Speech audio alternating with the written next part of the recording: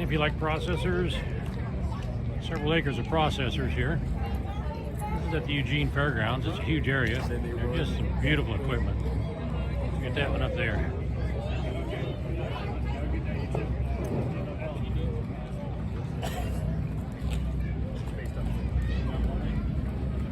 More processors.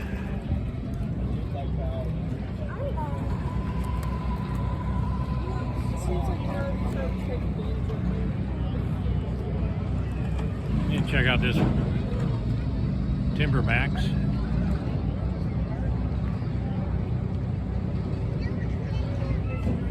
Look how they got them lined up here. You could spend 2 or 3 days here just looking at them. If you ever get out here to the Oregon Logging Conference, you ought to make it. It's just some beautiful equipment.